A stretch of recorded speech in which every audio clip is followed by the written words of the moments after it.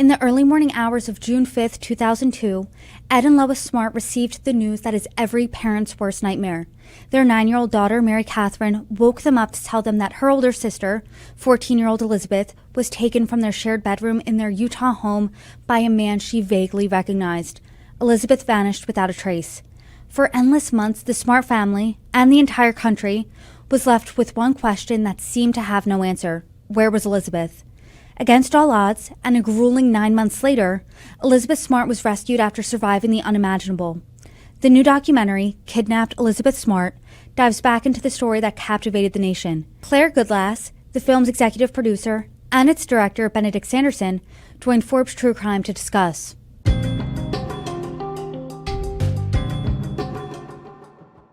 Hi, everybody. I'm Brittany Lewis, the host of Forbes True Crime. Joining me now are two people behind Kidnapped Elizabeth Smart. We have the documentary's executive producer, Claire, as well as its director, Benedict. Thank you both so much for joining me. Thanks for having us. Yeah, thanks for having us. I want to talk about the story behind this documentary. It's the story of Elizabeth Smart. This gripped the nation over 20 years ago when Elizabeth Smart, a young girl, kidnapped, snatched in the middle of the night from her bedroom. Her captor left really no evidence. The only witness was her younger sister, Mary Katherine. At the time, I was the same age as Mary Katherine. I also shared a room with my younger sister. This terrified me. This terrified the rest of the nation because it's every parent's absolute worst nightmare. There's no answers. Your kid's taken in the middle of the night. 9 months later, though, after the nation really waited with bated breath, we did have answers. Elizabeth Smart was rescued. But if you ask anyone in America now who was alive during this time, 2002, 2003, this is a story that they are familiar with.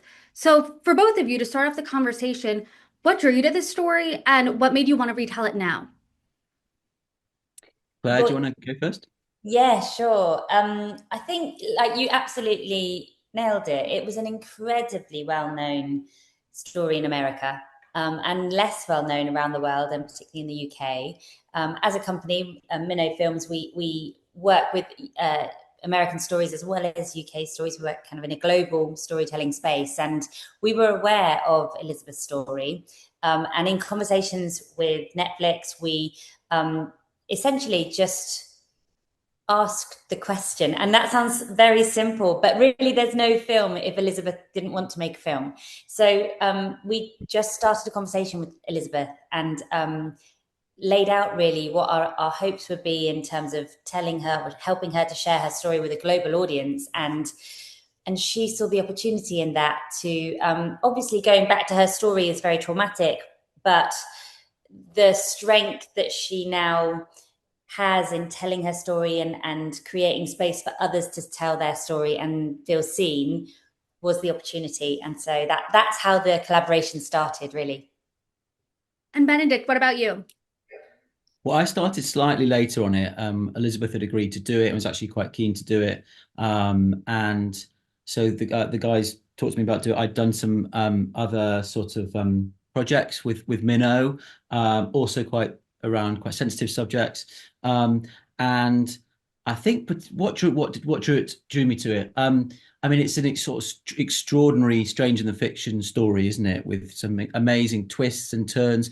But I think most of all, it was the fact that although it's a sort of a real life horror story, it has this uplifting ending. And she's kind of an amazing person now. And I thought there was something interesting and important in that, that a lot of these sort of what get bracketed as true crime stories are just kind of slightly awful. And I think we might want to question why we're telling them. But I think actually what was particularly important, I thought, was that this has a happy ending. And Elizabeth had this sort of message of strength, self-belief, that she wanted to get out. And I thought that was sort of a surprising ending, an important one. So I guess that's a couple of things that drew me to it.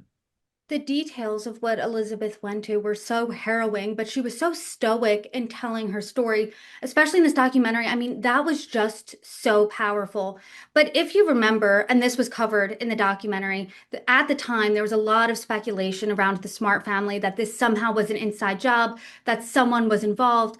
I mean, Ed Smart, Elizabeth Smart's father, during the documentary, he said, my wife said, hey, the law enforcement thinks that you are somehow involved in this. People were criticizing that he wasn't really crying when he was getting emotional in interviews. Tom Smart, his brother, and Elizabeth's uncle in this documentary at one point said he was sleep deprived. He felt jittery. It's not like he was media trained. He does this interview. He doesn't come off great.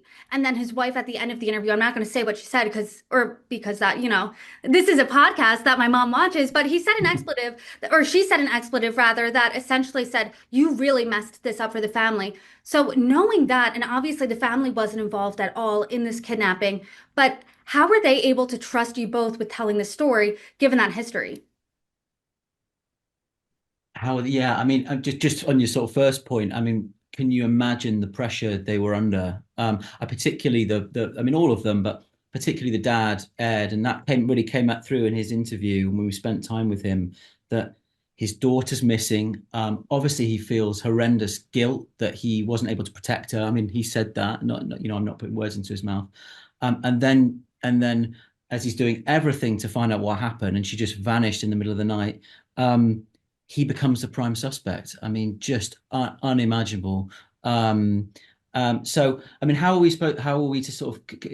I think they were keen to take part. And they actually, like Elizabeth, they were keen to go into a lot of detail, which was kind of amazing, really. And I think it still felt pretty raw for all of them. I mean, one of the things hopefully this film does is we go into Elizabeth's experience in a lot of detail, but also the other perspectives. And so, as the investigation unfolds beat by beat as the days pass, we're sort of living it through everyone's eyes. The father, Ed, the uncles, the police investigators, and Mary Catherine on sort of racking her brains trying to remember. So.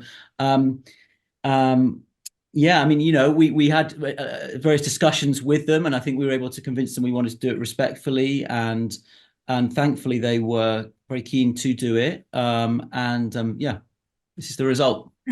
And Claire, do you have anything to add there? Only that, in those conversations with Elizabeth, and when she had finally decided that this was a film that she was going to support and wanted to contribute and wanted to bring her story to a global stage, we were really clear on what that was going to be, and it was going back safely but in detail, beat by beat, minute by minute, into the moment that the abduction took place and through that investigation until her rescue. And so everyone knew at the top that that was the kind of creative intention. That was the way that we were going to structure the storytelling of the film. And like Ben said, there was just an abundant amount of work done before the cameras were turned on to gain that trust. So when we were taking people back to those really uncomfortable moments, everyone felt as comfortable as they could to go back there. To that point, it did go beat by beat from the June 2002 kidnapping to her eventual rescue in March 2003. And aside from the family, you talked with law enforcement, a journalist who covered the story at the time, witnesses, and others who were somehow connected to this story. And I know, as someone who I thought I knew a lot about this story, about this case, I was alive at the time. I followed it then. I've listened to things since, but I found myself frustrated so much sometimes watching this documentary with some of these conversations. And I was yelling at the TV a bit at some of these conversations with law enforcement for a few reasons. One, when they were so zeroed in on one suspect, Richard Reese. Yes, did he check a lot of boxes for the potential captor? Of course. But I mean, and I know hindsight is 2020, of course, but that wasn't the guy. Mary Catherine said that's not the guy. She was the only witness. Then, after Mary Catherine said, "I know who it is," law enforcement was a little bit skeptical, not to mention, as we've talked about, there was a lot of speculation regarding the family. So when you're looking at this, and like I said, hindsight's 2020, we have the advantage now of sitting here knowing exactly what happened. Did you ever feel frustrated during some of these conversations? A, and B, in both of your roles, how did you deal with that? Um, not during the conversations, because actually the law enforcement officers who we spoke to were just really refreshingly honest with us. I think perhaps it had been the passage of time, or I don't know, but they were, which I thought was quite amazing and admirable. They sort of really held up their hands and were like, "We made quite a few mistakes here. You know, it wasn't always in particular individually, but as a force, and some individually, and that felt that was you know I felt there's a value in that, isn't there? That when we make mistakes, we hold up our hands. And Corey Lyman, the sort of head detective, on the very first night, I think they sent the sniffer dog, you know, followed the trail up through the neighborhood. It went cold where the mountains sort of started, and he presumed she was taken away in a car. And you know, and of course we know that wasn't the case now. So as they walked us through the investigation, and we know, you know, we know what happened. Of course, like, and as it, actually when we were piecing it together in the edit, you sort of feel a frustration with them because you know the horrors that Elizabeth was going through. But as you say, like, you know, it's really easy to do that in hindsight, isn't it? And what would we have done in their experience, in their, you know, in their place? You know, you'd hope you wouldn't have become quite so fixated on a suspect, but there was no one else, and there was that sort of really strange thing with Richard Reese, which I'm not sure anyone ever got to the bottom of because he died sadly, which was why wouldn't he? Why were there mysterious miles on his car? You know, that's never quite bottomed out, that mystery. And so in some ways I can understand it. Yeah, but equally, like you say, when you're piecing it together, you just feel it's just too awful, isn't it? That when we know what Elizabeth was experiencing, that they weren't able to think more laterally, and believe Mary Catherine. But as to his credit, as Corey Lyman says in the film, thank goodness the family went contrary to law enforcement, right? And took action and took the initiative. Exactly, exactly. And Claire, what do you have to add there? Just that it's really interesting that as a viewer you felt that frustration when you were watching, and I think, you know, I guess for us as the filmmakers, it's not for us to feel frustrated by the conversations that we're having. It's to look at what was happening at the time and try and capture as close to that feeling and those feelings as possible. And you know, it would, if the family didn't feel as frustrated as they had done at the time with law enforcement, then maybe they wouldn't have had the motivation to release the image that eventually kind of was one of a series of pieces of the puzzle that led to Elizabeth being rescued. So it's in a way, it's our job to try and capture I mean, you could never imagine and capture the horror of anybody's experience that was connected to Elizabeth's disappearance. I mean, it's just imaginable. But if we can take you close to an understanding as a viewer, then it feels like then the film is working in a way that hopefully it should. It definitely was. And to their credit, to law enforcement's credit, they were honest, obviously, because I did feel frustrated. And it would be easier 20 something years later to kind of downplay, no, we totally thought Emmanuel was our guy from the beginning. And they didn't do that in this film, in these conversations, to their credit. So you have all of these conversations. Plus, you have this never before seen footage. You also have news footage and other types of coverage. How do you piece this all together? How does this documentary come together? A, and B, did any conversation, piece of footage, anything like that, any component here, did that change the trajectory of how you were going to tell the story? It's a good Um, question. yeah, it is. I mean, look, these things don't always come together easily, and we try different iterations and tell things in different ways. I think we sort of did know quite early though that to most effectively tell this story, we needed to do it essentially chronologically. Um, but you know, there was a question: when do we introduce what happened? Elizabeth's side of things. When do we introduce Elizabeth? And as you do in any edit, you experimented with the structure, and I think we felt happiest doing it when we did. But that's a challenge when you have multiple perspectives. You know, who do you lean into, when, and where? I think what was sort of the guiding principle was that like Elizabeth's testimony was the most important thing, you know, and we had to put that center of the film. But in order to empathize and feel what the family were going through, at least in those first few days, and actually in a bit afterwards, when Richard Reese happens, and then it sort of the case goes cold and feel their frustration, we had to hold Elizabeth back until then. So sorry, that's slightly more into the mechanics of it, and you may or may not be interested, but that's what I think we sort of came to quite quickly, that's we had to introduce her around then. In terms of sort of just the wealth of material, that's always a challenge. You always want to sort of get everything in, and there's always a few sacrifices. But we were keen to do it in a 90-minute film, and so hopefully we sort of represented the main perspectives well enough. I think you definitely did. And Claire, do you have anything to add? Was there one moment where you were like, this definitely needs to go here, or this changed just everything?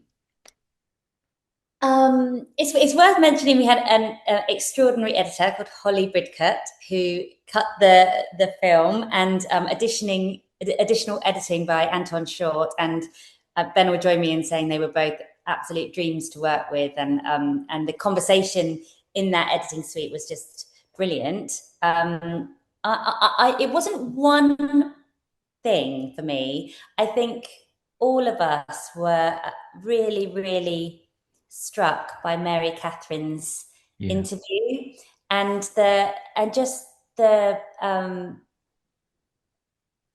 how intense an experience it was for her as a 9-year-old girl to not only be present in the room when your sister is taken, but to have been the only person to have heard the voice of her kidnapper, and then have this, pressure on her for so long to try and remember the name of the person that had taken her sister. I think we all knew it. In theory, we all knew it because we were familiar with Elizabeth's experience and her story, but actually hearing Mary Catherine's interview and what that was like when she was 9 was really powerful. I think actually once we had got into the editing suite and sort of cut that down, I think we sort of felt quite quickly if we could open with that, because it was sort of that would make a stronger, more compelling film, and it would just place you right at the heart of that night. Without going into Elizabeth's sort of testimony immediately, it would place you right in that room from the off. The little sister wakes up and then she sees this nightmarish thing unfolding. I think that felt like the right beginning. And as Claire said, she was amazing. It was still, I think, quite raw for her, as understandably as it would be for anyone. And like, what a thing to go through at 9, and not even that, like just the pressure then to remember. I mean, extraordinary. I'm a sister, I'm also a human, and I got chills watching that and trying to put myself into the position of Mary Catherine. First, present day, she's talking in the documentary about how she's still dealing with what she went through and everything that entails. Then you see footage of her when she's 9 years old and just how stoic she was, and her recounting everything she knew to law enforcement. Her ultimately, only after a brief interaction with Emmanuel months before, her remembering him, and that breaking the case wide open and the information she relayed to law enforcement, ultimately leading into his capture and her sister's rescue.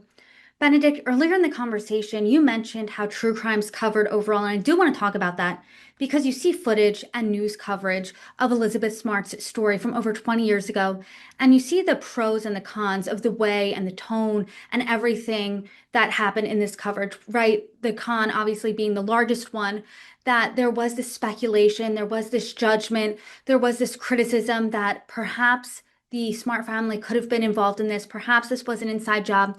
And despite them saying that wasn't the case, despite that not being the case, the Smart family did say in this documentary that that was this dark cloud that hung over them. And not only that, that impeded the search efforts there. The ultimate pro, though, was the Emmanuel sketch being publicized, it being featured on America's Most Wanted, that really blew this wide open, right? Because from there, he was recognized, he was captured, and Elizabeth Smart was ultimately found. And today, now you're seeing social media in the mix, you're seeing people really obsessed with true crime overall. Do you still feel that there are these same pros and cons here? I mean, what do you make of the industry as a whole? If a survivor has a desire to tell their story, then there has to be value in the education that comes with that. And I think true crime for true crime's sake is one thing. True crime or stories that fall within in kind of have a criminal aspect, I think if there is a purpose for doing those, if there is a message that can ultimately help one person or 100,000 people, then I think that there's real value in it. And as Ben said, that really, when we were speaking to Elizabeth, her message and the advocacy work that she does now is so incredible, and her voice is so strong in that field, but also allowing people that haven't experienced things like this to understand a little bit about what it might be like. That there feels real purpose in that, and it's a truth. There is interest from the public in true crime stories, and the public is a really powerful force. So we shouldn't just think of it as viewers consuming. Actually, there's a lot of conversation about the power of public interaction with missing person photographs and the posters that you see, and the worst thing that can happen for someone who is missing, for people to not remember that they're missing, because then the chances of being found diminish so significantly. So I think, as long as there's purpose, and as long as the people that are primarily affected by whatever has happened are supportive of a project and see a value for themselves and others in sharing their story, then there are films still to be made. And to that point, I mean, Ed Smart said over 20 years ago, the greatest resource is the public. And that ultimately was for them, because that's how Emmanuel, who was Brian David Mitchell, he was eventually recognized and then captured. And to that point, I mean, Elizabeth's voice was so strong. It was so powerful. It was such a beautiful message for survivors. And she talked about her struggle with when she came back and how she felt after she went through what happened to her, and then has this resilient nature, this message for survivors. For both of you, my last question to you both is, what do you want viewers to get out of this story and this film? Oh, I mean, that's a big one, isn't it? I think people will take different things, won't they? And going right back to the first question, I was drawn to it because it's an extraordinary real story with many strange twists and turns, and sometimes just hearing stories is fascinating for us, isn't it? But it's that extra thing that comes out of it, that sort of message that Elizabeth delivers at the end, that I think is probably the most important thing. And just to say, that when you see her, the film finishes with her running. She'd become a marathon runner, and she's running in the sort of very mountains where she was kept captive. And that sequence had come from when I met her initially, and we talked through what she liked doing. And you're always, as a director and as a team, we're thinking visually, how can we bring this alive? And that just seemed like, if she was happy to do that, which she was, it would be a particularly sort of powerful visual message, that could go with her message that she says often, and I think can't say enough, that even if bad things happen, that you can have a happy ending. We're stronger than we think we are. And other message of support for victims and survivors. So I think really her message ultimately is the most important one. And hopefully that comes through strongly, particularly at the end. The ending wasn't lost on me. I mean, I got chills realizing where exactly she was running. And Claire, what do you want viewers to get out of this? I think Ben and I and the rest of the team all feel richer in our understanding about survivors' experiences, and talking about really sensitive, delicate subjects of abuse. And I hope that by watching the film, thankfully, the majority of the viewers won't have an overlap of experience with Elizabeth.